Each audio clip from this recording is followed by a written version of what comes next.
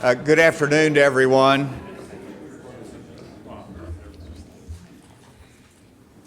Thank you for joining me for a quick session this afternoon. I thought it was important to update you in terms of our highway plan and the plans for the special session that would be coming up after our budget session. Just a moment of refresher. We have the highway plan that I presented, and there were a couple of key features in that highway plan. First of all, that we would utilize the existing surplus that we have in our state budget. We would utilize that for meeting the state obligation for the federal highway money that's available as a result of the new highway bill. And so $200 million per year is available under the new federal highway program. We have to match that in round numbers, $45 to $50 million per year. The first installment of that is due this September 30th. And so the plan under my highway proposal was to have $40 million, both of rainy day fund, but also unallocated surplus, $40 million that would be applied toward meeting the state match of the federal highway dollars. So we can capture that immediately. The second feature of the plan was that on an ongoing basis, we would have a portion of general revenues that were new and used cars, limited amount that would go toward our highways. And then secondly, Representative Jett is in the room anyway, and Representative Jett had this idea of 25% of the surplus of unallocated surplus that would go toward our highways. I adopted that as part of the plan, so it's an ongoing utilization of unallocated surplus and a portion of general revenues. Now, that's the history of this. And now we're faced with a circumstance that Arkansas Works is a part of our balanced budget. And if Arkansas Works fails to be funded in the budget session, then you have to look at where we are with the House alternative budget that has been presented.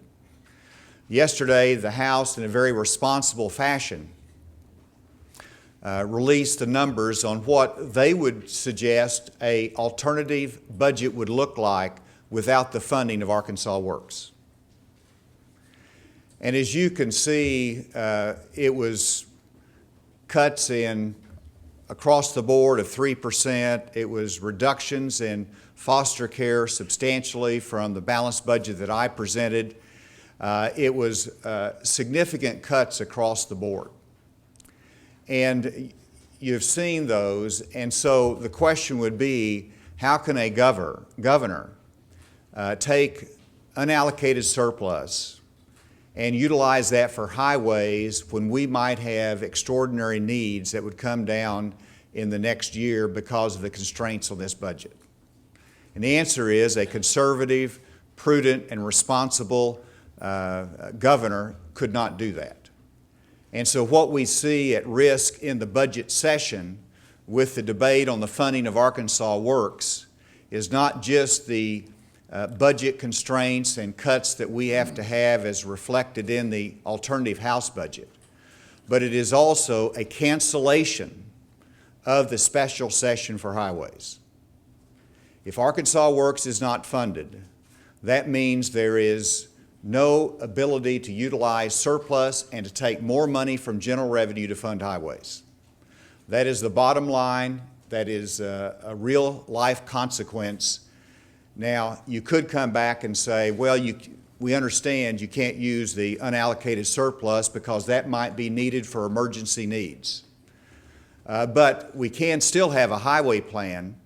Well, the only way you can have a highway plan if you don't use the unallocated surplus and you don't use a portion of general revenues, the only other way to have a highway plan is to raise taxes. And that was a premise of my highway plan, is that you would not raise taxes. And so unless you want to reverse that course and raise taxes, then we cannot have a highway plan and a special session for highways unless Arkansas Works is funded. And that's the essence of this news conference today, and my announcement is to really to outline the consequences of the lack of funding for Arkansas Works and that potential. I will say that there's been an argument that, well, the House budget numbers aren't real. You don't need to have reductions in foster care. You don't need to have a reduction in libraries. You don't need to have a reduction in city and county aid. There's other ways to do it. Let's just use the surplus as one-time funding.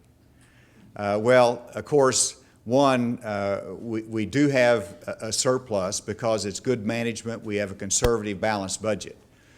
But if you took that surplus and said, we're going to fill the gaps, then in the House budgets, you don't have to have those cuts. One, there's not enough money. And then secondly, it's a one-time funding. And the cuts are long-term cuts. Just like a year ago during the last general session, we had reduction across the board of 1% for our agencies.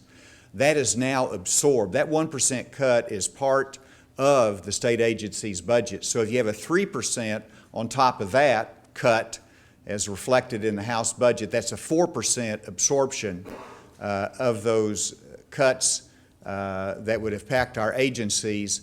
One-time funding does not solve that problem. It is a challenge that would face every session down the road. It has to be an ongoing long-term cut and not a one-term solution. And so with that, let me turn it over for any questions you might have. Doing this announcement today, the alternative budget that was released yesterday, I guess, is this a sign that you don't have the votes at this point for the appropriation, or the concern that you won't be able to get there? Well, if we had the vote today, I don't know how everybody would vote. All I know is what I read in the newspaper and my personal conversations with them. And certainly you've got 9 or 10 on the Senate side that indicate they're going to vote no on funding. And we continue to have discussions with them. We continue to look for solutions. But they have not indicated they're going to vote yes on that funding. And so, the House shared their alternative budget. They've worked very hard on that. And so, you have to look down the road and say, well, what if Arkansas Works is not funded? Then what steps do you take? And information is important. I think information helps people to make decisions. Information gives an understanding to the public so they can effectively communicate with their legislators. And so that's the objective. The objective is not to worry people, to scare people. The objective is to inform people as to the decision point that we have to make and the consequences of that decision point. And that's the process we're going through. We'll continue to work through that. I'd like to think that the information and the understanding of the budget consequences helps people to make a decision, and I would certainly hope that would apply to those that have thought about voting no in Arkansas Works funding. Governor, a couple of senators felt like that the House budget and your comments were construed to be as bad as possible for foster care kids. We could certainly find $10.9 million elsewhere. Was that budget as bad as possible, and can you find money elsewhere? Well, first of all, that's one of the reasons that I made the decision not to present the governor's own alternative budget. Because anytime you present an ideas on a budget, well, there's obviously other ways that you can do the budget. You could cut it all out of higher ed if you wanted to, every dime of it. And so there's a lot of different ways to prepare an alternative budget, and everybody might make different decisions. The House prepared their budget on a consensus as to what is a good balance in the cuts that were made. So that's their recommendation in terms of instead of having a $20 million increase in spending for foster care, only have a $10 million. So it's a $10 million reduction from what I proposed in our balanced budget. And so the question is whether this money can come from elsewhere. The only suggestions I've heard is to sell War Memorial Stadium and to sell AETN. I don't think there's a consensus to do either of those two items.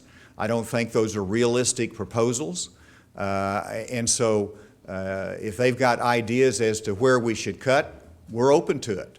But I would like to think the alternative House budget is a discussion point, and it also is a wake-up call as the consequences of not funding Arkansas Works. And I'm outlining another consequence today of the cancellation of the highway program, the inability to fund that, and not having that session. There also has been a suggestion of having corporate welfare. Could you respond to that? Well,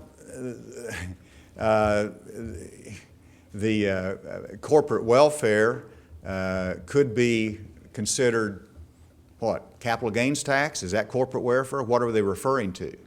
I think they're talking about various things that have been done to try to draw businesses into Arkansas. And the capital gains tax is one of those. So capital gains tax, that benefits people bringing industry to this state, or a lower capital gains tax. But obviously, I know that some reference of it is to, it could be InvestArc is considered an incentive to bring companies to this state and retain existing industries. You've got, incentive money in terms of a number of incentives that the legislature has created. And so any ideas to change the budget is part of the legislative process. I think we need those economic incentives. That's my priority in creating jobs. I know that Koch Industries, they oppose incentives. The Koch industry, I should say the AFP and the Koch brothers oppose economic incentives, but they take economic incentives for their industry. And you know what their argument is? We'll operate under the rules that are given to us. And that's the same principle I'm applying, that we're operating right now, making the best decision for Arkansas under the rules that are given to us by the federal government. If those rules change, we'll make different decisions down the road. So I'm applying that same principle. But certainly I think we need to have those economic incentives in place, but those are debates within the legislative body. The legislative body funded those incentives, those tax breaks that we can help encourage those industries to come to this state. I think they're good, and the legislative body has supported those. Have you come to a conclusion on the future of InvestArc? You mentioned it. I just mentioned it because that's one of the incentives for our existing industries and for their expansion needs and their job retention needs. But no, that's I have never zeroed in on InvestArc. I've said that we need to have a reduction in some of the economic incentives to help us balance what we want to take from general revenues for our highway program. That is an open discussion that we'll continue debating with the legislature as we look forward to that session. I have not ruled it in, ruled it out, or any of the economic incentives. It's, we're still listening to people, trying to figure out the best thing to do. So one test of how serious you consider the alternative budget would be if it went through the legislature, would you sign it into law? If which budget went through? The House alternative budget. Oh, If the legislature passed it, would you sign it into law? I'm not going to speculate on the future. First of all, I don't want to get to that budget. I want to pass my budget. I want to pass my budget, my balanced budget that I presented. I want to be able to fund Arkansas Works. I want to be able to have a $20 million increase in our foster care so that we can at least hold our own with our foster care program in this state. I don't want to further decrease our funding for essential services in the state, from education to public safety. I want my balanced budget to pass. That's what my focus is. And if you don't get the votes, what happens? Well, then if we don't get the vote, then there's a lot of different options that I have at that point. But one of them would be consideration of alternative budget, and the House presented one. But there'll be a lot more discussion on that point. But If we don't get the vote, then the people need to realize the financial consequences to our state and to our programs, and then we'll make decisions from there. Opponents have floated the idea of, if you're not able to get the votes on this, some kind of plan to cap enrollment in Medicaid expansion, just let it wind down, I guess, through attrition. I'm not sure exactly how it works. It is an idea for several dimensions. What do you think about that? Well, I've discussed that with them, and I understand where they're coming from, but that's not the kind of stability that those in Arkansas that both have had to rely upon this type of health service, but also our healthcare industry. That's not the kind of stability that we look for. And secondly, it's not permitted. Under the federal rules and the Federal Equal Protection Clause, you can't have a program in existence that one person is on and one person under the same circumstances is not on. And so there's some legal problems with that proposal. And I did want to thank everyone for being here with me. The highway commissioners that are here have a lot invested in this. They recognize the need more than anyone. Scott Bennett, the director, also delighted to have Representative Prissy Hickerson, who has devoted herself to such a large extent on highway needs in our state.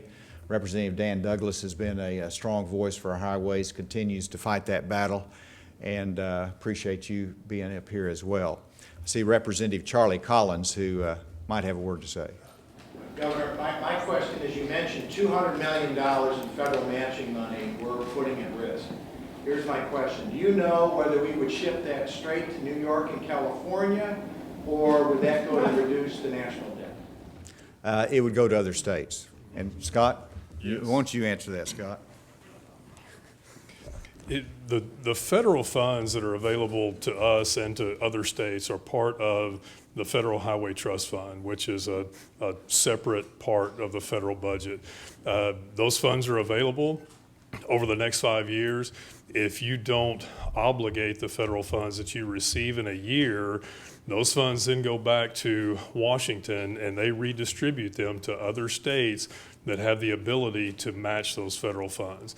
And one key point is that doesn't go to reduce the budget or the deficit. That didn't add to the deficit. Those are funds that are available, and largely those are funds that were generated from federal fuel taxes that were paid right here in Arkansas. So they're funds that were generated in Arkansas that are dedicated back to Arkansas that very well could go to some other state to benefit from. Good. We don't want that to happen. So just to be clear, don't want to put words in your mouth. So Arkansas Works doesn't pass, no special session on transportation funding, no optional other plan beyond yours in special session. Is there any chance of that? If Arkansas Works is not funded, we will not have the general revenues that would support a highway plan. I would not put my highway plan or the transportation issue on the special session that follows the budget session.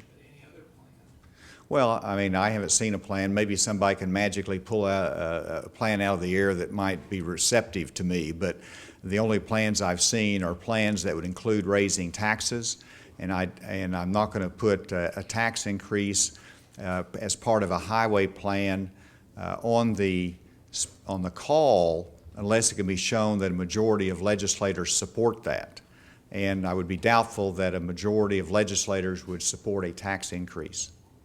Governor, I know you put this on your Facebook page yesterday, but can you go into detail about how the foster care system would be impacted in terms of caseworkers and the reductions they have to make? Well, the challenge on our foster care system is that, first of all, we had a report that we're not meeting national standards, that we're not doing an adequate job in our foster care system. We need more workers. And so I actually devoted some one-time funding to improve our foster care in this state. But that was presupposing that, one, the foster care need would be stabilized, and secondly, there was ongoing funding to meet that need.